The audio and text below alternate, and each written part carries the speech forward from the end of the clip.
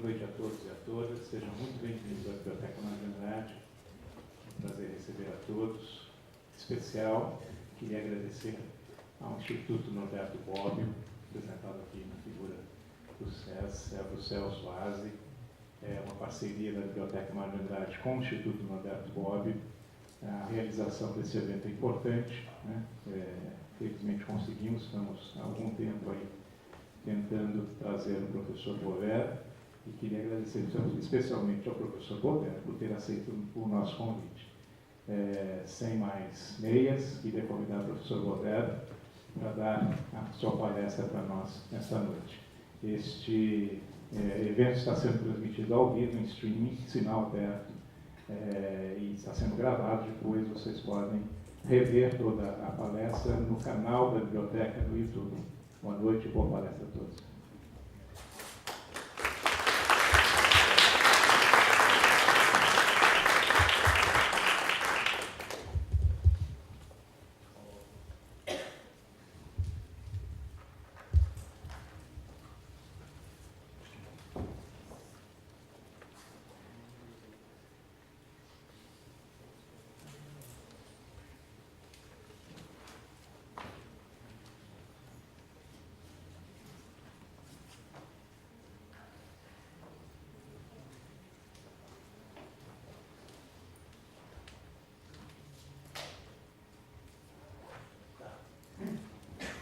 Boa noite. Vorrei fare una cosa un po' originale. Normalmente gli amici, i colleghi, gli studiosi che vanno a dare una lezione, una conferenza in un paese di cui non conoscono la lingua o non la conoscono molto bene, cosa fanno? Si fanno aiutare dagli amici, dai colleghi più stretti a preparare una, due frasi nella lingua degli ascoltatori e poi continuano nella propria lingua il vero e proprio discorso. Io vorrei fare esattamente il contrario. Per questo dico, forse è un po' originale. Vi do questa introduzione di saluto e di ringraziamento a tutti per essere qui nella mia lingua, in italiano. E in italiano approfitto per ringraziare di questo invito da me molto gradito della Biblioteca Mario di Andrade e dell'Istituto Norberto Bobbio, istituto intitolato al mio maestro. E un ringraziamento speciale, molto speciale, al dottor Marcello Granato, che è un allievo mio e del mio fraterno amico, il professor Celso Labra, che mi ha fatto una traduzione in portoghese del mio discorso, del mio ragionamento, per cui da questo momento è finita l'introduzione originale e provo a proseguire in portoghese.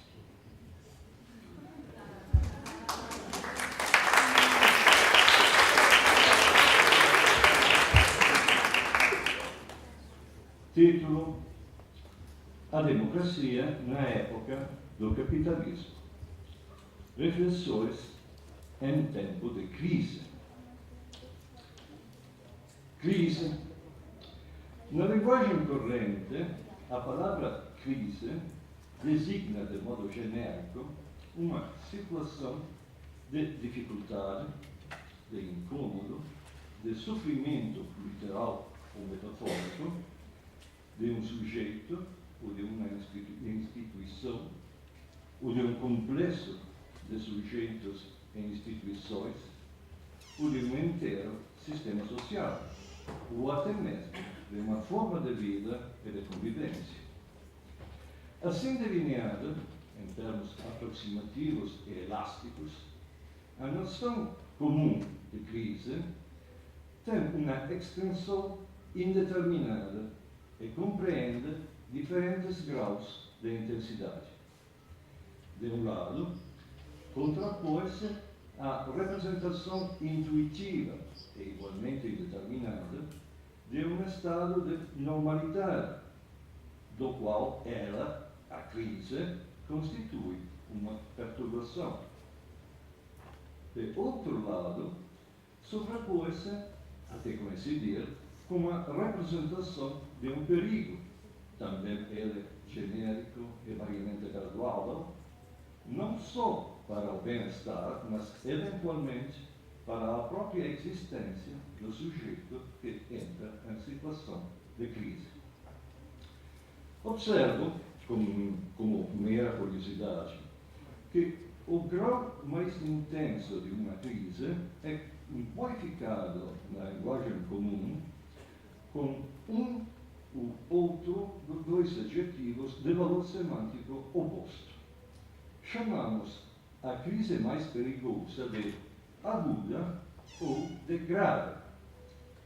E também no linguajar corrente, a verdadeira crise, a crise por antonomasia, é exatamente essa. É a crise aguda ou grave, que surge de modo repentino e violento, e que induz a uma rápida e íngreme piora das condições de vida. Certamente é essa a noção de crise que se tornou predominante, quase exclusiva, no uso comum nos últimos anos, desde quando, em 2007, uma perturbação intensa e perigosa da vida social se difundiu em quase todas as partes do globo. Talvez não no Brasil, mas na Europa, nos Estados Unidos, etc. Nessa acepção, o termo crise se reaproxima de um de seus significados originais. Na medicina antiga, crisis, substantivo derivado da raiz do verbo grego crino, distinguir e separar, resolver e decidir, indicava precisamente o momento ou a fase decisiva no decurso de uma doença. Aquela fase, poderíamos dizer, em que se apresenta clara e dramática a bifurcação entre a salvação e a morte. Nessa acepção, superar a crise significa curar-se ou perecer. Na linguagem das ciências sociais, a noção de crise tem dois campos principais de aplicação. Falamos normalmente de crises econômicas e de crises políticas. Nos dois casos, o uso do termo oscila entre os extremos da acepção mais branda e genérica e da acepção mais forte e específica.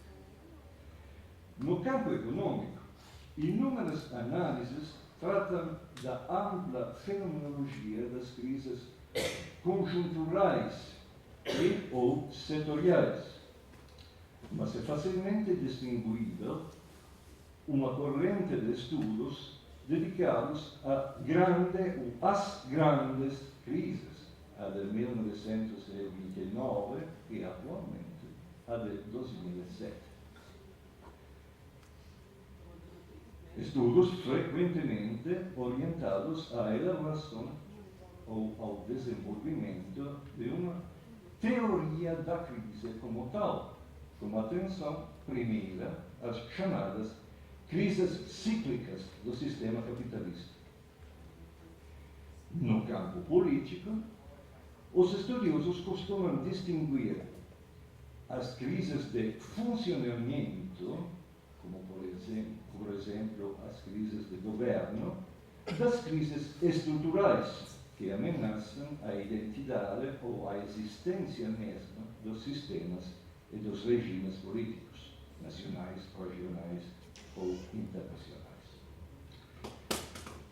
De um lado, as crises econômicas cíclicas, até mesmo aquelas grandes, podem ser e são, na maior parte dos casos, consideradas como crises no capitalismo, cuja superação faz com que o sistema encontre formas de adaptação, eventualmente de remodelamento radical, como o New Deal, mas sem dar lugar a um sistema alternativo. Nessa perspectiva, são entendidas como patologias fisiológicas, por vezes graves e preocupantes em termos de custos materiais e sociais, mas não mortais. Ao contrário, potencialmente regeneradoras. Todavia, a perspectiva de um número crescente de estudiosos, que o número crescente de estudiosos vem assumindo, leva a considerar a crise atual, independentemente de seu aparente andamento cíclico de recessão e retomada, como uma possível crise do capitalismo, a ponto de justificar a pergunta: pode o capitalismo sobreviver?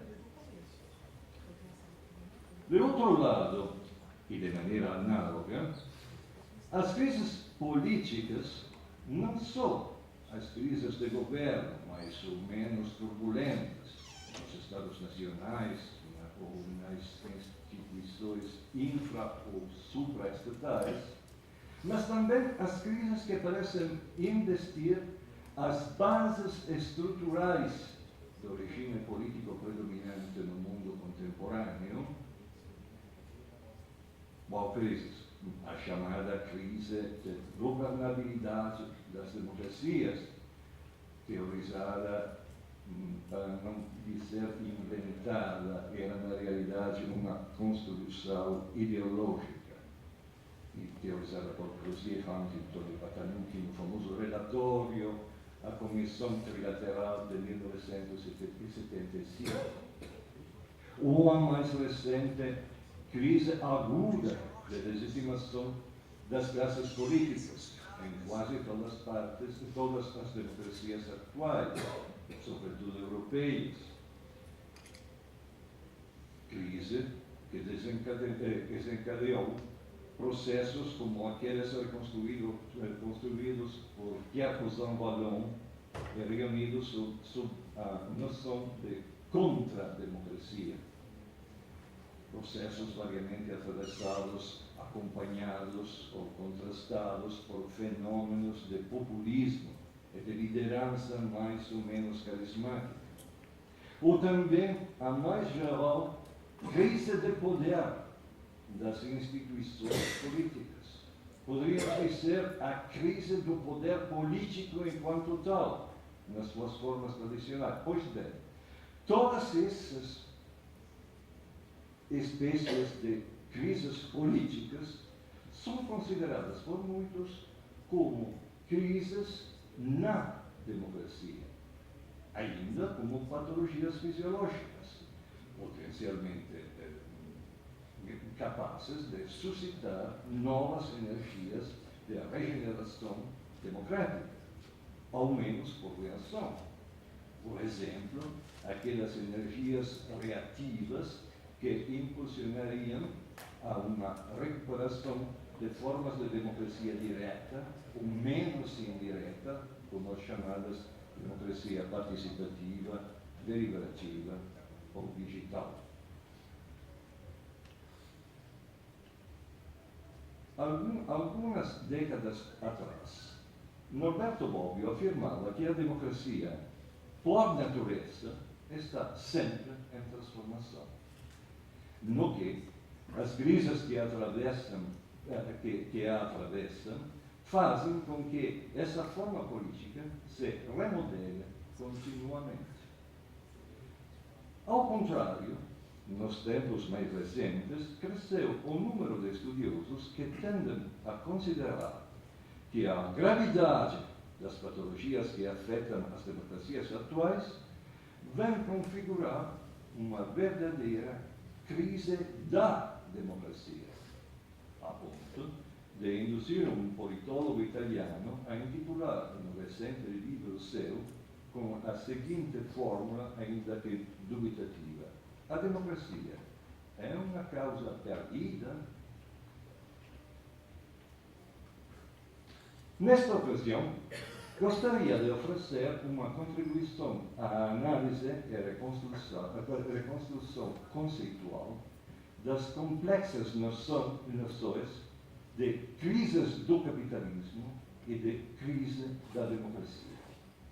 Tentarei, antes de tudo, esclarecer quais significados podem ser atribuídos aos termos capitalismo e democracia no emprego daquelas noções. É sabido que o termo capitalismo foi, por muito tempo, relegado pelos economistas clássicos.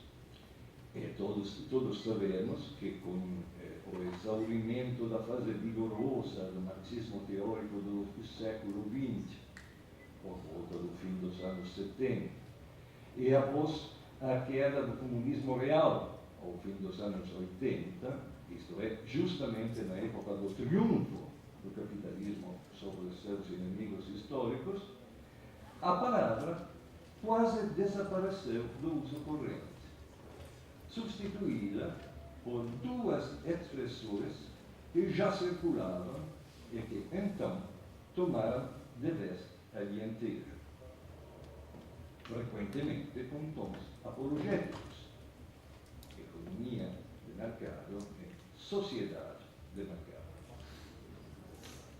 Em tom de brincadeira, mas não muito, pode-se dizer que a visão dominante dos cultores das ciências econômicas ao final do século breve tinha ressuscitado o quadro categorial daqueles economistas clássicos, como Jean-Baptiste Say, criticados por Marx por ter confundido a produção mercantil simples com a produção capitalista. Apenas há poucos anos, o termo capitalismo voltou ao auge, e não raro, justamente em dupla com o termo crise. Mas com qual significado de capitalismo?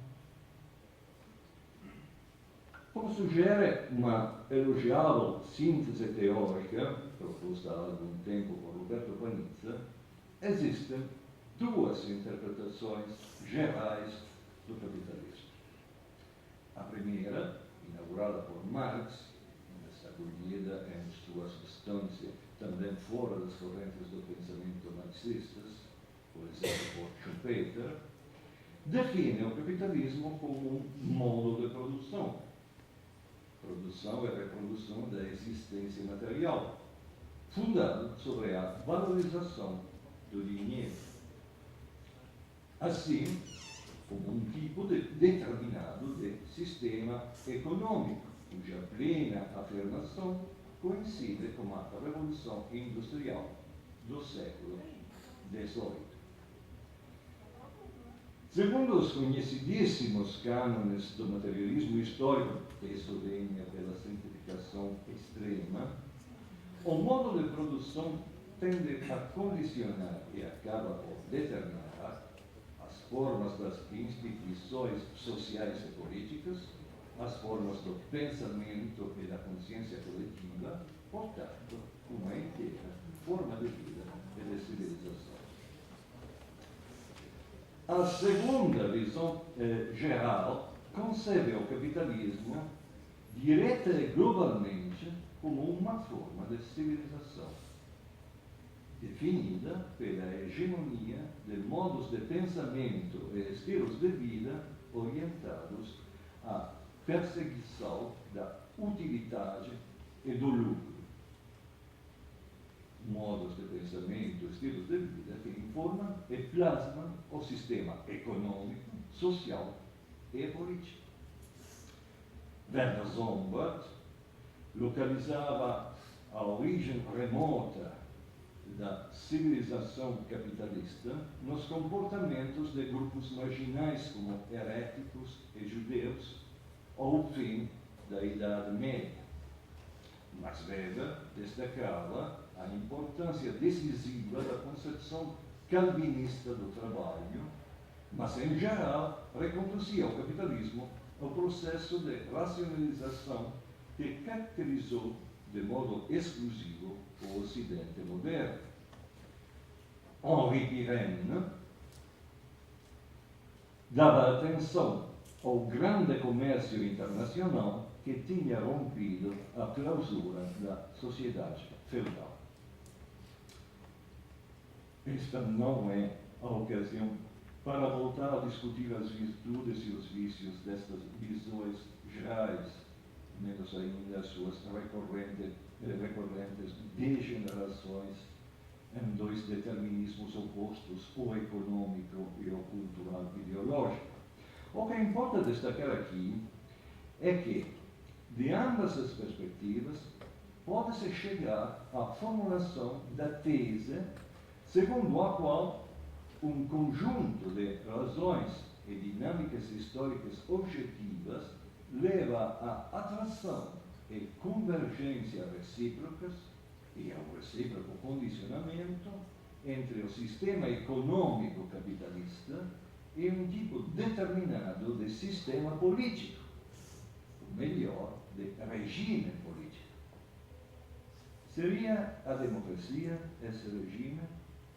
Mas em que sentido de democracia? Qual democracia? Em nome da simetria, e com análoga simplificação, poderíamos dizer que também existem duas visões gerais da democracia. A primeira concebe a democracia como uma específica forma de governo, ou mais outro modo de dizer a mesma coisa, um determinado tipo de regime político. A segunda visão, como uma forma de vida. Se tivesse de indicar nomes de estudiosos representativos das respectivas correntes, sugeriria o de Hans Kelsen para a primeira corrente e o de John Dewey para a segunda, ou, em tempos mais recentes, o de Norberto Bobbio para a primeira e de Jürgen Habermas para a segunda. Mas todos sabemos que a hiperinflação do termo democracia na linguagem comum e dos estudiosos, hiperinflação sobretudo a partir do segundo pós-guerra, produziu 1000 desvios e distorções de significado. Por isso, para prosseguir com a análise e evitar os mais diversos mal-entendidos, torna-se necessária uma escolha precisa, uma redefinição rigorosa. Usarei e recomendo o uso do termo democracia para indicar o tipo de regime definido por uma específica classe de regras concernentes à titularidade e ao exercício do poder político, com bases nas quais regras cada indivíduo que esteja submetido à obrigação política de obedecer às leis, melhor, às normas vinculantes erga omnes, fruto das decisões coletivas, portanto, submetido às autoridades públicas, cada indivíduo tem o direito de poder igual e equivalente àquele de qualquer outro, de participar direta ou indiretamente no processo de produção das leis, das normas e da formação dos órgãos de decisão coletiva. Esta redefinição mínima almeja ser simplesmente a proposta de uma regra convencional para um uso rigoroso do termo e pretende valer para qualquer variante histórica dos fenômenos sensatamente designáveis como o nome de democracia. Democracias. Em outras palavras, vale seja para a democracia dos antigos, seja para a democracia dos modernos.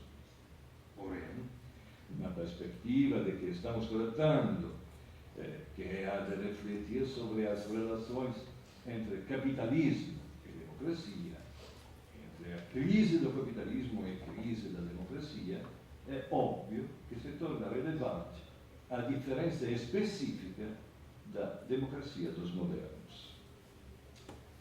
Pois bem, recomendo não identificar imediatamente, como fazem os modelos escolásticos mais difundidos, a democracia moderna com a democracia representativa, em contraposição à democracia antiga como democracia direta.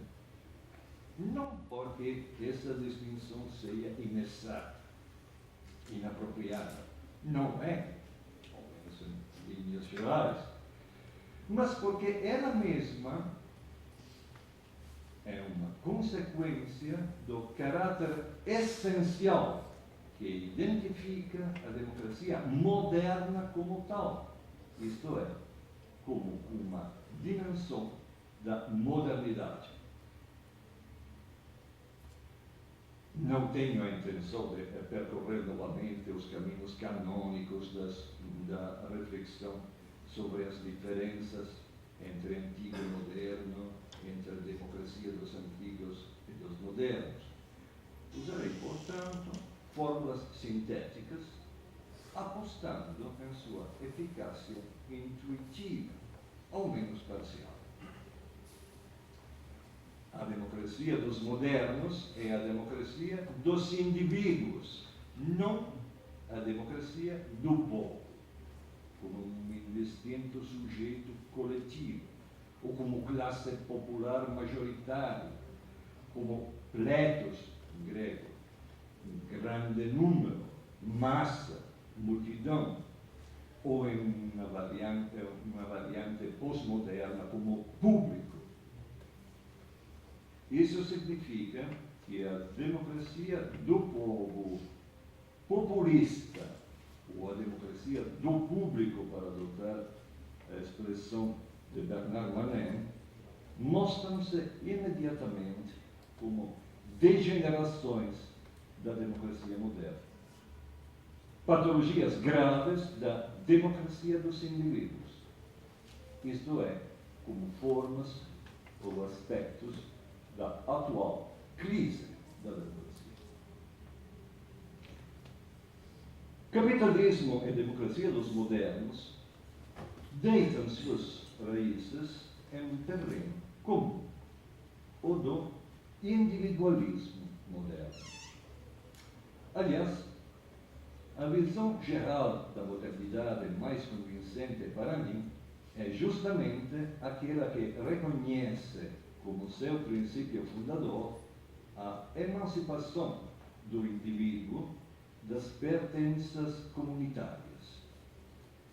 Entendida nesse sentido, a modernidade é o projeto e a modernização é o longo, tormentoso, contrastado, contraditório processo de construção da sociedade dos indivíduos, em todas as suas dimensões, em particular na dimensão econômica e na dimensão política.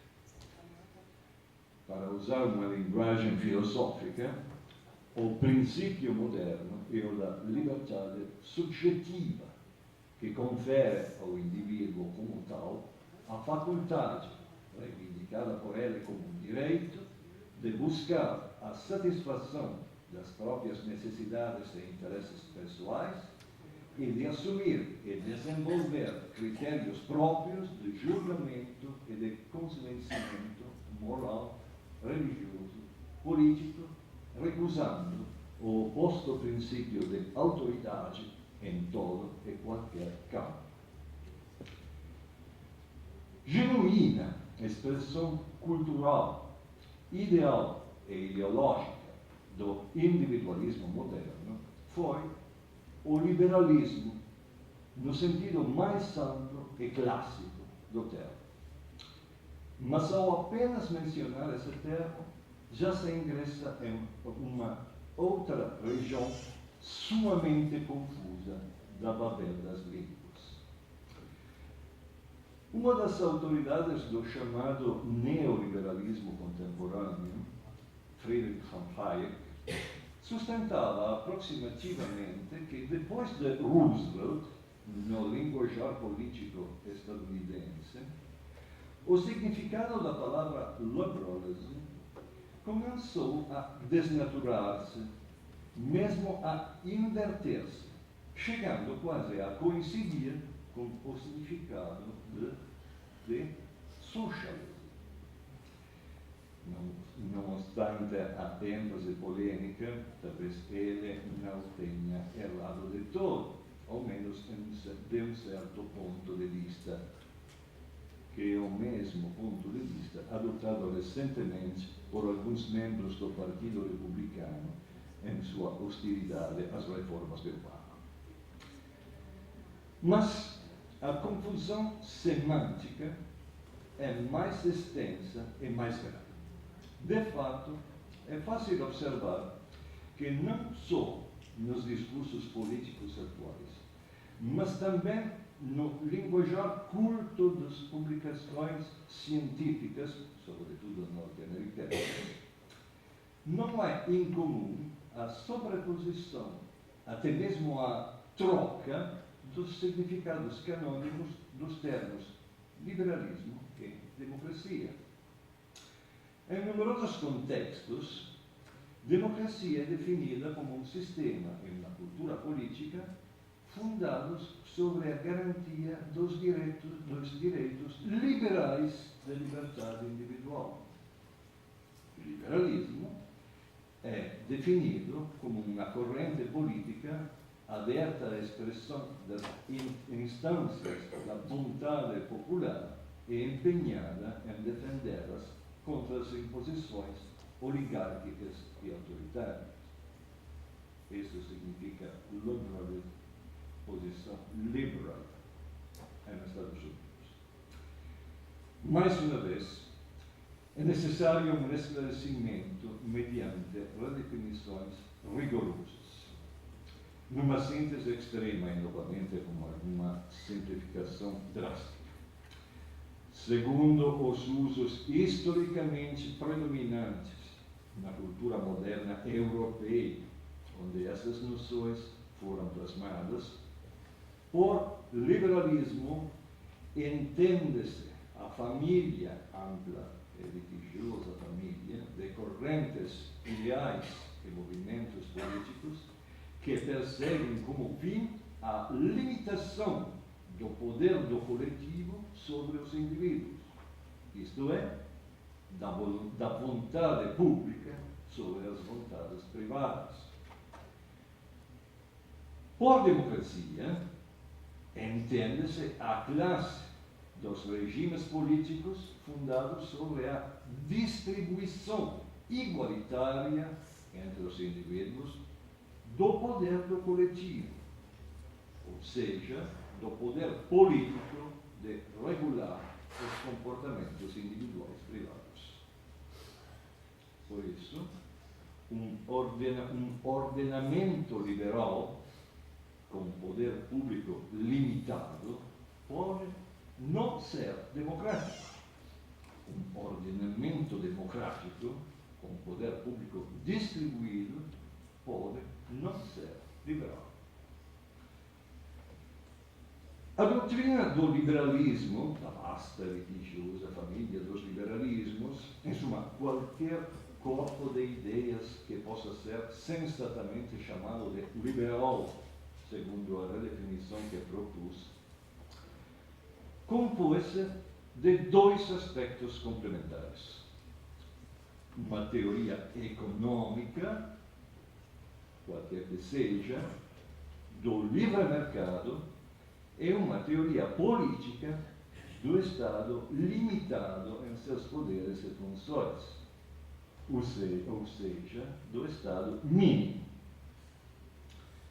Todavia, sobre esses dois lados de um único horizonte ideal, duas faces distintas do liberalismo foram crescendo e se radicalizando. Uma determinada a estender indefinidamente a liberdade do homo econômicos de perseguir os próprios interesses do mercado. A outra, dedicada a defender os direitos de liberdade não só econômica do homo civilis contra todo abuso de poder, ou seja, a liberdade pessoal como imunidade frente às coações arbitrárias e à tortura, a liberdade de pensamento e de consciência, a liberdade de reunião e de associação. Uma produziu a ideologia do mercado sem vínculos. A outra guiou o início do processo de constitucionalização dos Estados.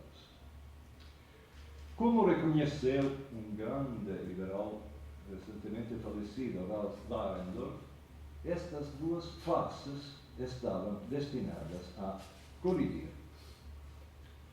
Qual das duas prevaleceu no nosso tempo, subjugando a outra? Qual é a face do neoliberalismo triunfante? É fácil enxergar.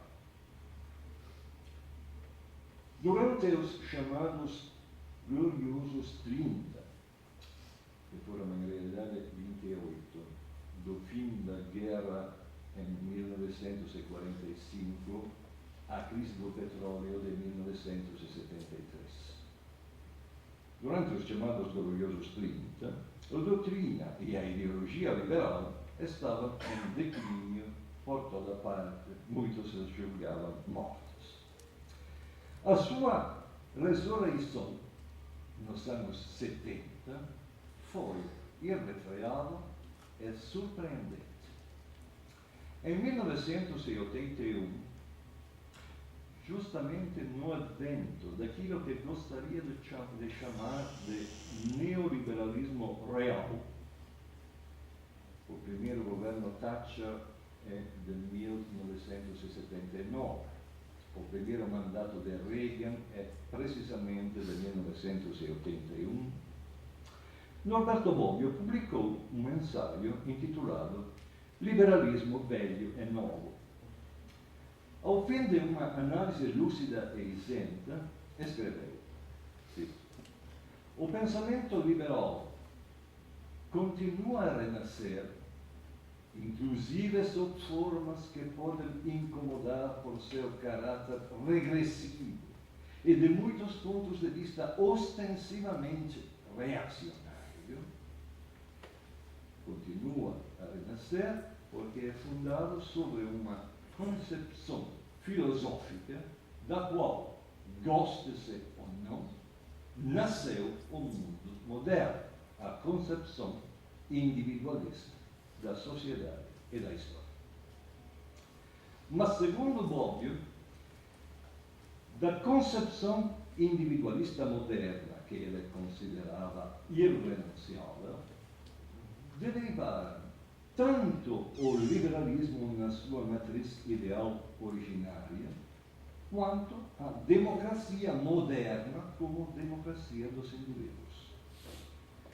O princípio ontológico e ético da autonomia individual e da igual dignidade de cada um é, dizia Bobbio, a base filosófica da democracia.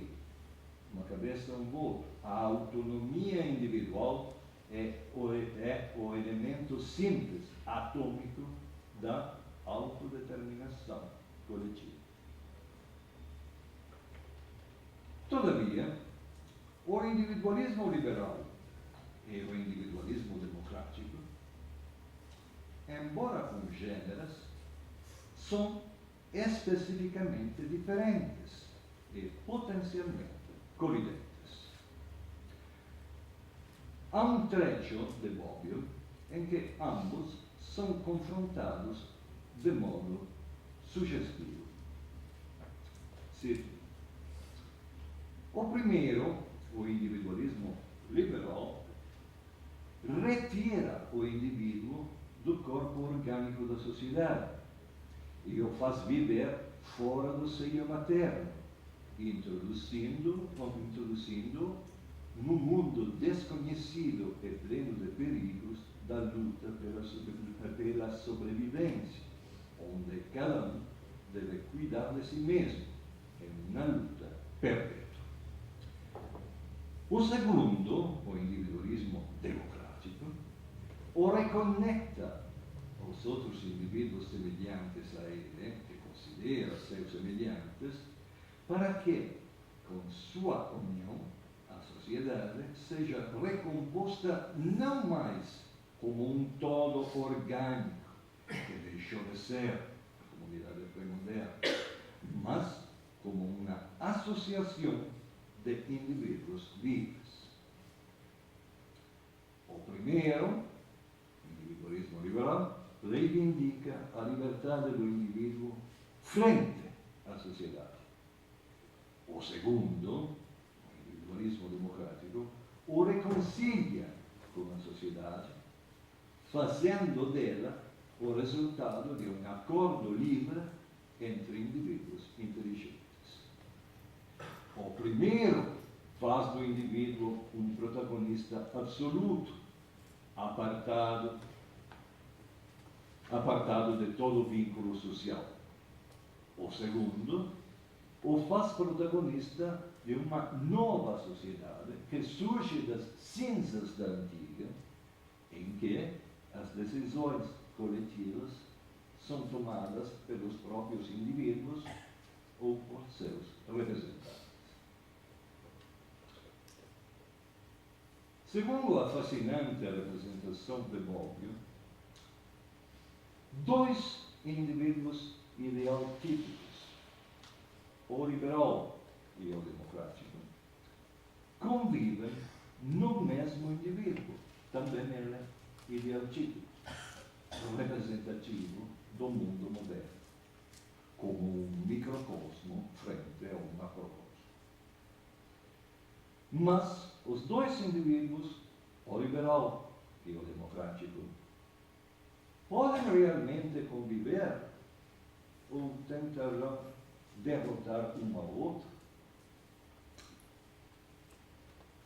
Para que o indivíduo moderno possa não se adoentar, não entrar em uma crise perigosa, as duas identidades devem dispor-se em alguma ordem, em uma relação equilibrada. Talvez se possa desenvolver a construção de Bobbio em uma direção heuristicamente fecunda, aproximando os dois individualismos dos componentes da alma individual, como Platão a descreve na República, em uma passagem que, segundo alguns estudiosos, prefigura a teoria de Freud. A psique, a psyche, em grego, também era apresentada como microcosmo em relação ao macrocosmo da polis, da cidade. A psique compreende uma alma pulsional, geradora, por assim dizer, de espíritos animais, de paixões, desejos, interesses, é uma alma racional, reguladora e ordenadora. Entre as duas, Platão coloca uma terceira alma, a alma audaz ou irascível, capaz de indignação, que deve, se bem orientada, ajudar a alma racional a manter o equilíbrio da psique individual. Quando a alma pulsional toma a dianteira, e a razão ordenadora abdica do seu papel de governo, tornando-se escrava dos desejos, gera-se, segundo Platão, o indivíduo tirânico, dominador, arrogante, justamente porque escravo de si mesmo, da própria natureza animal. E a indignação revela-se impotente. Quantas vezes não lamentamos que a política das democracias reais tenha novamente se tornado, hoje mais do que nunca, escrava da economia, serva de sua falsa pretensão de ser a economia capitalista a encarnar uma racionalidade superior? Eu não consigo compreender qual é a racionalidade de um sistema como o do capitalismo financeiro, caracterizável como sistema da produção de dinheiro por meio de dinheiro. No ensaio de Bobbio, Liberalismo Velho e Novo, um parágrafo é intitulado Liberalismo e democracia são compatíveis? Segundo Bobbio, considerando o mais vasto cenário da história das instituições, pode-se dizer que a democracia foi a continuação natural e o remate do liberalismo. Todos os Estados liberais tornaram-se cedo ou tarde Estados democráticos, sem deixar de ser liberais, seja no sentido da garantia dos direitos de liberdade individual, aqueles direitos que são e permanecem sendo precondições essenciais da democracia, seja no sentido da preservação do mercado capitalista, como o qual as democracias modernas sempre conviveram. Mas essa convivência entrou em crise mais ou menos grave, algumas vezes. Observava Bobbio justamente no início daquilo que chamei de neoliberalismo real. Cito: enquanto, durante a crise dos anos 30, parecia que seria o capitalismo a pôr em crise a democracia, agora parece-lhe aos neoliberais que é a democracia a pôr em crise o capitalismo. Podemos acrescentar, essa já era a tese central do relatório sobre a governabilidade das democracias de 1975, citado anteriormente. E permaneceu substancialmente a mesma tese ao longo das décadas sucessivas, orientando inúmeras expressões da hegemonia ideológica neoliberal. E de uma mesma tese de fundo, foram extraídas indicações terapêuticas para a crise, análogas aos conselhos já contidos naquele histórico relatório. Indicações e conselhos como os seguintes: os pleitos dos cidadãos não devem sobrecarregar o sistema. É necessário filtrá-los e selecioná-los. Os direitos sociais podem ser satisfeitos em alguma medida apenas na presença de abundantes recursos que não existem. O melhor, não são direitos, mas benefícios, assim dizem muitíssimos economistas atuais, benefícios eventuais que não devem ser garantidos para não tornar insustentável o custo do trabalho às empresas empenhadas na competição global. É necessário impedir os representantes políticos e os governantes de responder aos pleitos dos cidadãos, com promessas de despesa. É preciso impor aos Estados o equilíbrio orçamentário. É melhor ainda se ela for uma imposição constitucional. O melhor ainda, é necessário pôr em quarentena os representantes políticos, simplificar e enfraquecer os próprios organismos representativos para reforçar os poderes de vértice, os poderes executivos, de modo que possam ser eficientes e rigorosos na execução dos imperativos econômicos.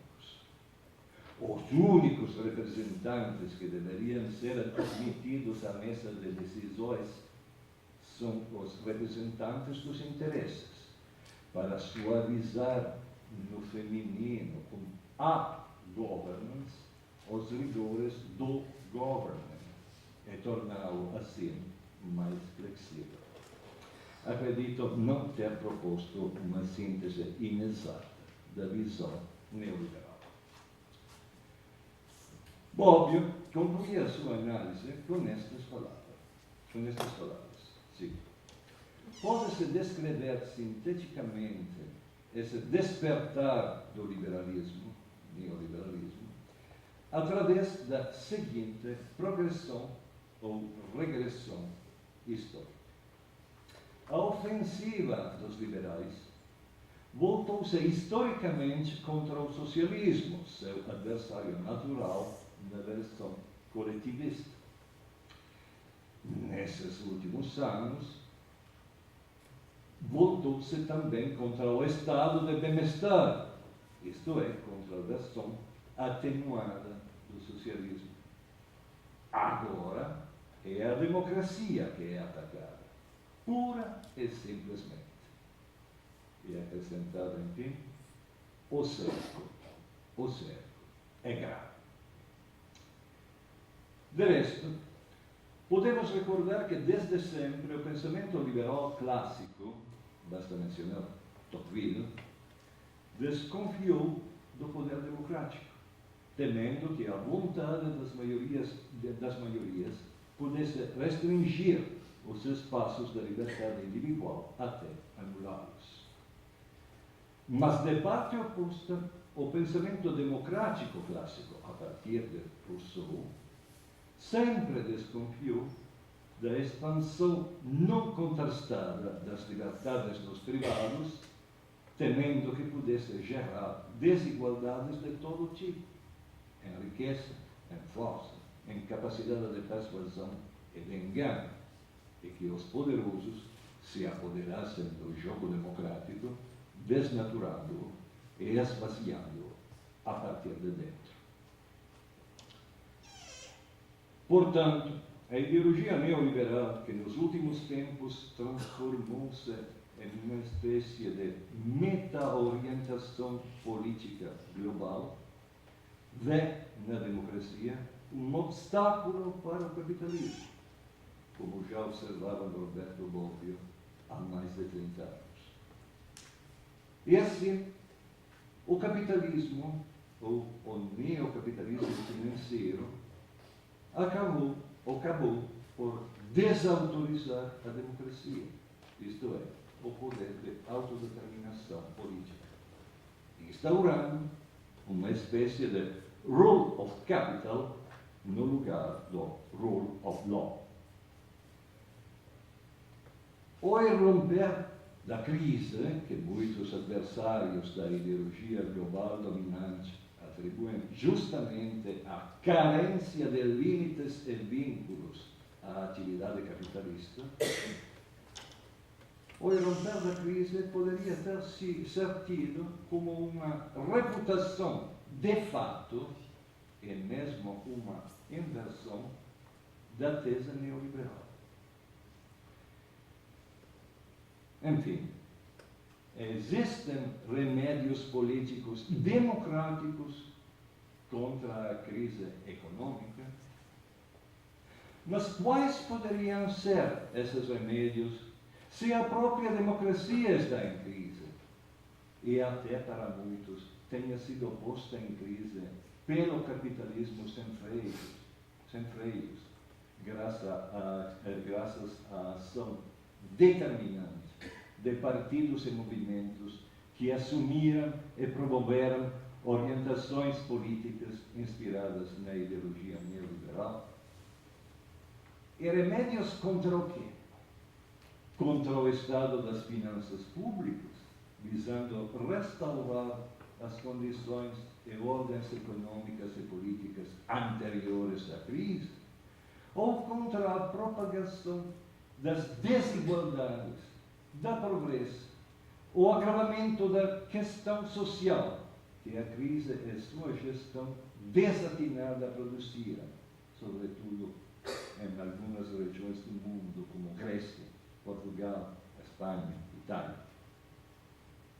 Não poderia ou deveria ser, tautologicamente, a restauração da democracia, do poder de autodeterminação política, o remédio contra a crise da própria democracia e contra a incapacidade ou debilidade das classes políticas tornadas servas do poder econômico no enfrentamento da questão social. Porém, para concluir minha exposição, gostaria de tentar responder uma outra pergunta. Como podemos delinear uma imagem persuasiva da crise atual? Nos últimos 20 anos, tenho representado ao menos um aspecto da complexa crise da democracia, agora degenerada em formas mais ou menos conclamadas de autocracia eletiva, como o êxito da invasão de cupins vorazes que erodem as estruturas de um maravilhoso edifício, deixando de pé apenas frágeis aparências exteriores. Talvez essa metáfora possa adaptar-se também à crise do capitalismo. O jogo de azar com cartas marcadas das instituições financeiras sugere a ideia de uma agressão parasitária ao corpo social, cuja ferocidade o deixa sem sangue. Mas também sugere a cena dramática de uma espécie de autofagia do capital, ou a de um canibalismo entre os parasitas. Imagens exageradas, por um gosto pelo grotesco, talvez. Mas na literatura clássica, encontra-se coisa pior.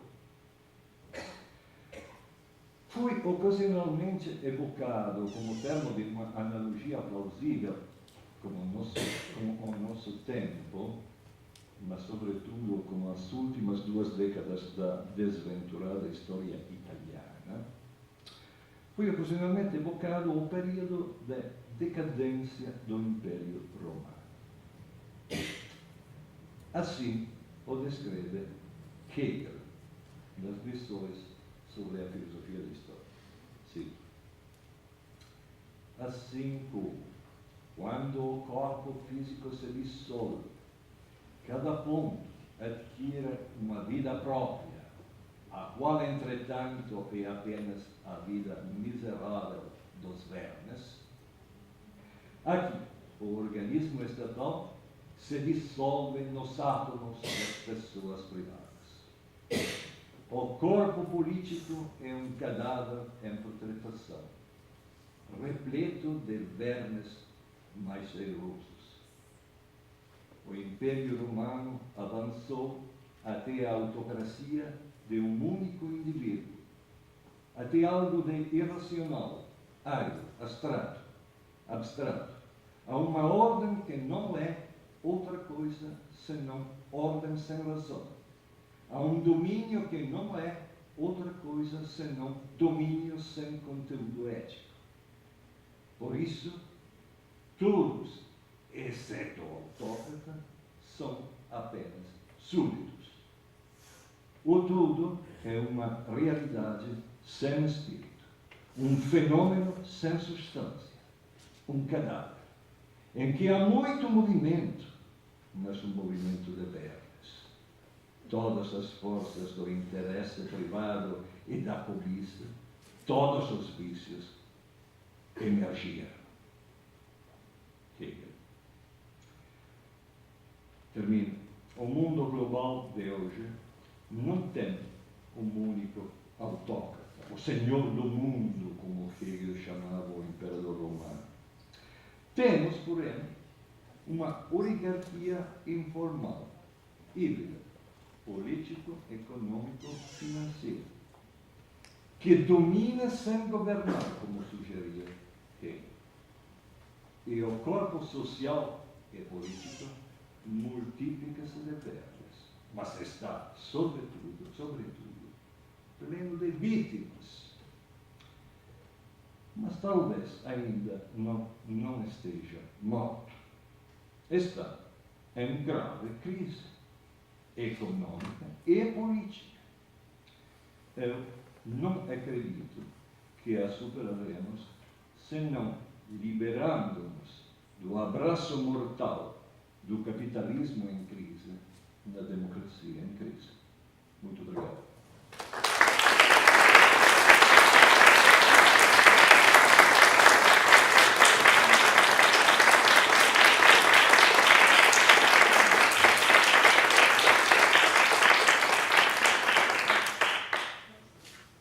Necessito do diretor desta instituição, que passa agora.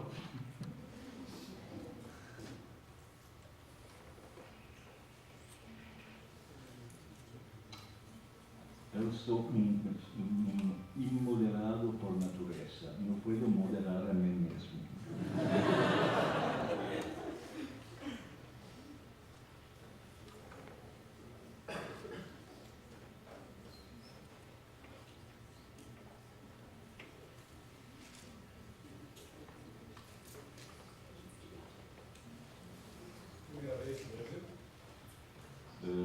Eu creio que sexto ou sétimo.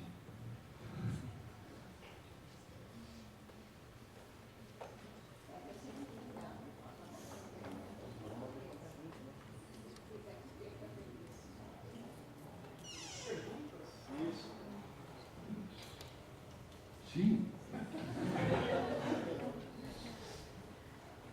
Não sei, não vou decidir. Eu. Oi. Quem quer fazer pergunta? Você? Não me atrevo a contestar em português.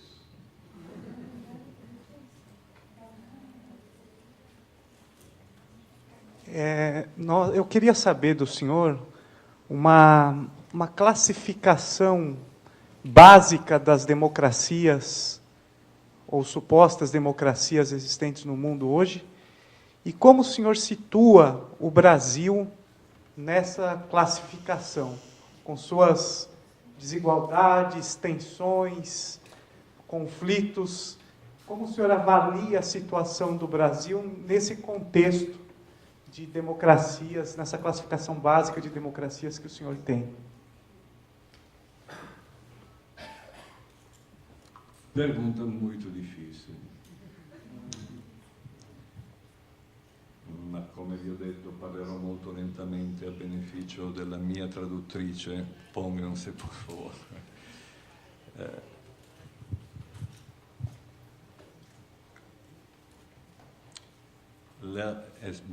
Não é muito difícil. Mas falar em outro idioma é mais difícil. Vou seguir em italiano. Come i miei 25 elettori sanno, os meus 25 eleitores sabem, Da alcuni decenni io sostengo che i regimi concreti, reali, esistenti, Os che registros siamo abituati existentes a aos chiamare quais nós democrazie, estamos habituados a chamar de sono democracia tutti, são todos, quale più, quale meno, ou menos ou mais, democrazie apparenti. democracias aparentes.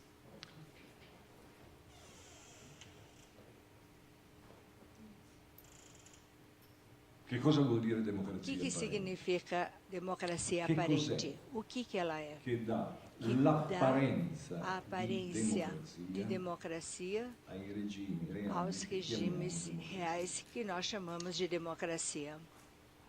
Il gioco elettorale. O jogo eleitoral. Ma non è sufficiente Mas não é suficiente che esistano, que tra existem virgolette, libere elezioni. livres eleições, Quindi entre si possa vírgulas, dire che un regime politico que se possam ha ser senso chamadas chiamarlo como um regime democrazia. político democrático, Ha senso chiamare democrazia no un regime sentido politico de in regime cui político esista, democrático no sia qual verificabile, exista e que possa ser um verificado grado grau de autodeterminazione credibilidade collettiva. de autodeterminação coletiva. Ebbene, tutte le condizioni logiche É della natural que todas as democrazia, condições lógicas da democracia, condições lógicas quer dizer, se se- certe cose non se ci algumas sono, coisas allora são então, non si tratta di democrazia. não se trata de democracia. Tutte le condizioni Todas logiche as della condições democrazia lógicas sono da in democracia tutte le são em cosiddette todas democrazie democracias reali, reais più o mais meno ou gravemente menos danneggiate. prejudicadas. Ovviamente il discorso Claramente, sarebbe molto lungo e o complesso, discurso seria muito longo e ma per completo. riferirmi a quello che Mas para responder lei ha à appena sua accennato, pergunta, un grado grau elevado de diseguaglianza desigualdade social rende poco torna credibile pouco credível che ciascun individuo que cada sia indivíduo capace, come seja tutti gli capaz, altri, como todos os igualmente demais, a tutti gli altri, igualmente di a todos os autodeterminazione demais, politica. a uma autodeterminação política. Un grado Grau elevado di de bassa scolarità, baixa poca escolaridade, educazione, pouca rende educação, poco torna credibile pouco confiável l'autodeterminazione a politica autodeterminação política. livelli igualitari di autodeterminazione Nível igualitário de autodeterminação. e si potrebbe continuare E se poderia in molti continuar sensi. Questo non è a falar solo sobre un isso. problema, Isso não é só um problema è un básico. problema molto diffuso nel mondo. É um e problema vi muito assicuro difundido che no sono mundo. pochi paesi Em in cui le todos situazioni os sono países. molto peggiori. Em vários países é muito pior. Per questo diceva Bobbio, Por isso, dizia essendo Bobbio, realisti, que precisa si ser deve dire realista. che ci sono regimi Há più regimes democratici e meno democráticos democratici. e menos Guardando la democráticos. situazione attuale, E olhando a situação io atual, rovescio questa affermazione ao e contrário dico, ci desta sono afirmação, regimi reali, situazioni existem politiche regimes che reais sono políticos più antidemocratiche e meno mais antidemocratiche, antidemocráticos e in cui il menos grado di antidemocráticos. apparenza della democrazia Num è più grau de marcato aparência de o meno. democracia, menos ou mais. Voglio solo accennare, non mi Quero lascia só sfuggire questa assinar e occasione, não quero escapar dessa situação. a un aspetto Há aspecto che non riguarda solo il Brasile, ma que não se trata só tutto do il Brasil, macrocontinente mas americano, todo non o solo, ma macrocontinente tutto do il mercado, mas em macrocontinente todo o americano, macrocontinente, che è una specie di que é mio uma espécie de uma referência in America Latina da na América un po' più di Latina, 30 anni. que existe na América Latina há mais de E lo 30 ripeto anos. E eu repito sempre, Voi tutti, ma vocês anch'io, todos, eu questa também, mattina, hoje de ho letto manhã, i vostri giornali, diretor dos seus jornais, siamo abituati Estamos habituados a ragionare a sulla raciocinar situazione sobre a situação neste momento político, politica brasiliana, na política em brasileira, em termos elezioni del presidente. eleições presidenciáveis. Ebbene, E bem, ve lo dico in maniera eu molto digo de brutale maneira e se muito volete possiamo voluntária. proseguire 6 giorni a E discutere. poderíamos ficar 6 dias discutindo sobre isso. Eleggere un individuo, Eleger um un indivíduo, presidente, um presidente, capo um dell'esecutivo, chefe do executivo, che non è affatto que não un é de potere forma esecutivo, alguma perché è do diventato poder un executivo, potere decisivo, non o esegue poder niente, executivo. decide. Ele não executa. Eleggere un Eleger individuo è um un atto indivíduo non é um democratico. ato não democrático. Una delle condizioni Uma das di condições de democraticità democracia dell'istituto delle do elezioni Instituto de Eleições è che questo é istituto que este si instituto applichi non se a aplique, un individuo não se deve che aplicar non a um potrà indivíduo mai que não poderá rappresentare nunca representar la a totalidade, ma si applichi mas a se un aplique collegio a um colégio di de decisão, Cioè, ou seja, a un Parlamento. a um comunque lo parlamento, chiamiamo. como vocês queiram chamar. L'elezione è As democratica eleições se è elezione democráticas di un organo collegiale, di un deve ser de Parlamento. um órgão Non ha senso colegial, não chiamare tem elezione sentido chamar democratica eleição l'elezione di un democrática de um apenas indivíduo. Ve lo dico in Eu metafora, digo em metáfora. poi la smetto, ma Depois mi ha eu provocato e termino. allora Você me provocou e agora vou continuar.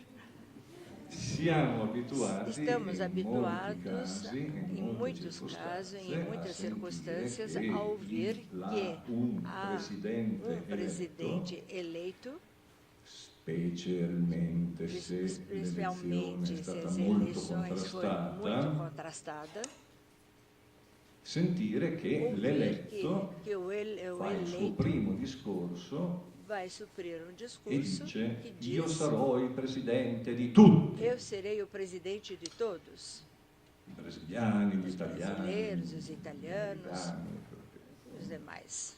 Ebbene, Então, questa affermazione esta afirmação è é, per un lato por um lado, una banale ovvietà, uma banalidade, per l'altro una por outro clamorosa lado, falsità. e uma clamorosa falsidade. È una banale ovvietà É uma perché banalidade nell'esercizio dei suoi óbvio, poteri porque no sarà exercício presidente dos seus di tutti, poderes, cioè tutti ele será o subiranno presidente de ugualmente todos. le sue decisioni. Por isso, todos terão que se Per submeter às suas l'altro però decisões. è una Mas, por clamorosa outro lado, falsità, é uma clamorosa falsidade. perché tutti Porque coloro todos aqueles che avevano que espresso tinham un expresso orientamento differente uma orientação diferente, per tutta la durata di un mandato durante monocratico toda a di duração do seu presidenziali duração do mandato deste só subiranno delle indivíduo, decisioni che non sofrerá avrebbero dovuto subire decisões e non avranno nessuna voce in capitolo. e não terão nenhuma voz em capítulo. Conclusione, molto semplice. Conclusão, muito simples.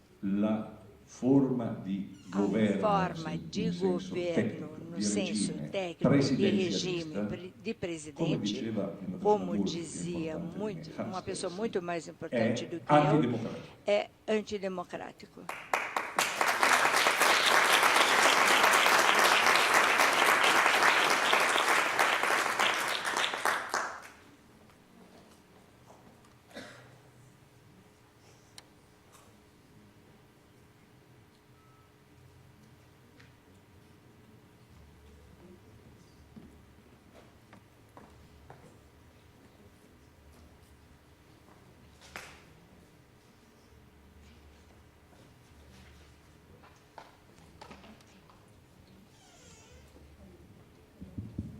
Boa noite. O senhor abordou também a questão do poder econômico.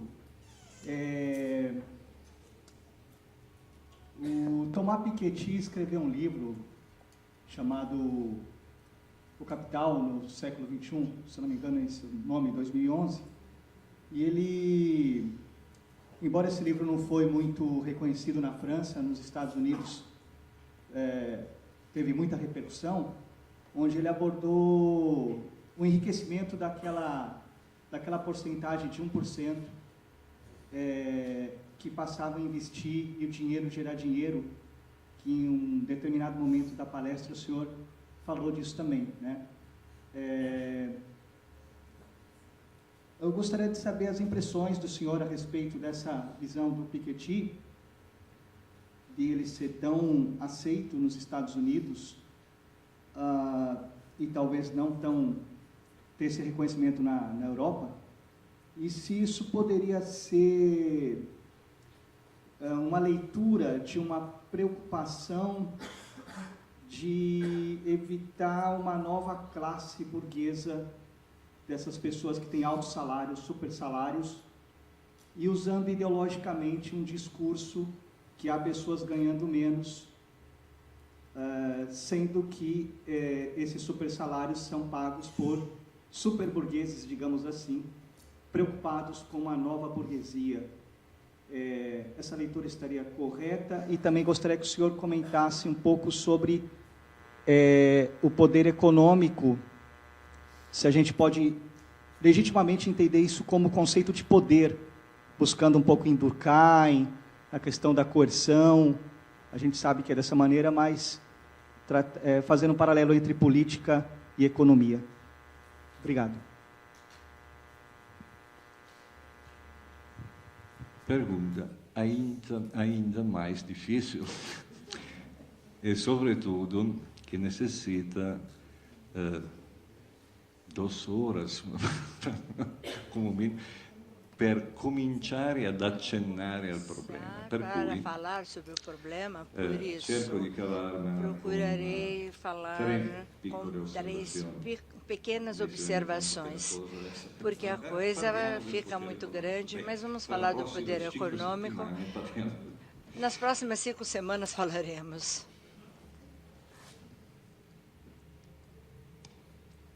Prima osservazione. Primeira observação. Anzi, è una citazione. Antes, uma citação.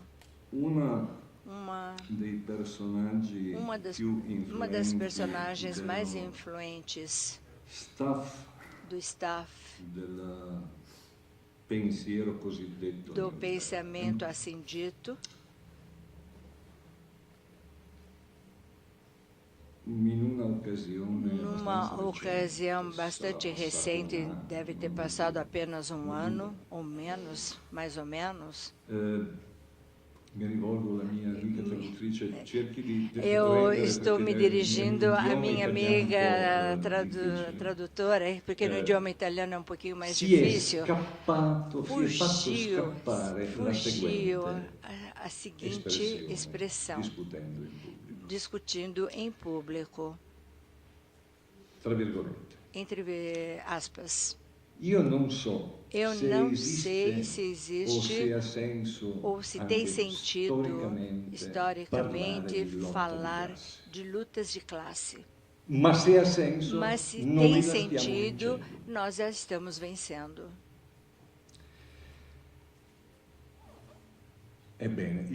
Então, eu acredito que,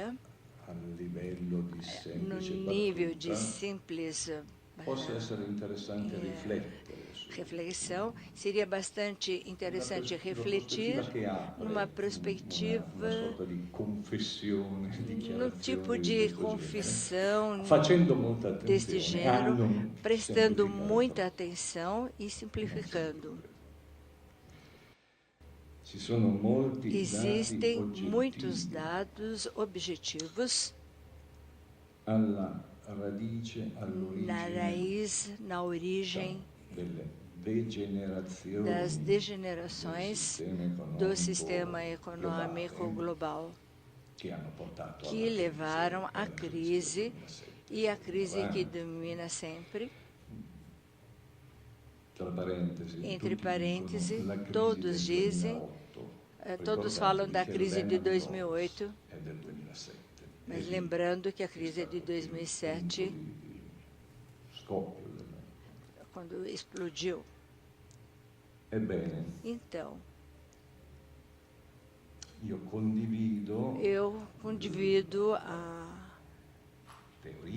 teoria, o princípio de explicar daqueles que afirmam que il dominio senza governo o domínio sem governo del capitale do finanziario capital financeiro ha avuto teve origem profunda profunda decisioni em decisões políticas, da liberalização, sem querer simplificar, mas é bastante complexo isso. Eu, pessoalmente, sou contra a personalização. Os problemas são complexos e objetivos, mas nós queremos indicar um nome sem lapidar. Então, um dos grandes culpados da crise do capitalismo, que abraçou a democracia em crise, se chama Berkeley.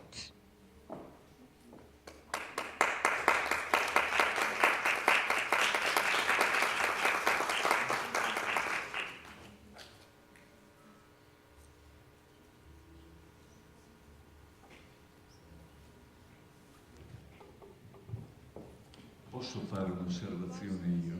Observação? Estou muito cansado. Estou muito cansada.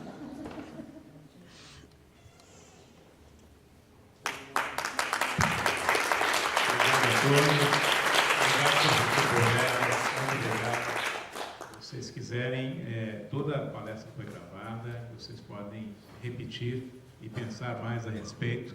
Isso está tanto no Facebook da biblioteca quanto no canal no YouTube. Muito obrigado, boa noite a todos e a todas.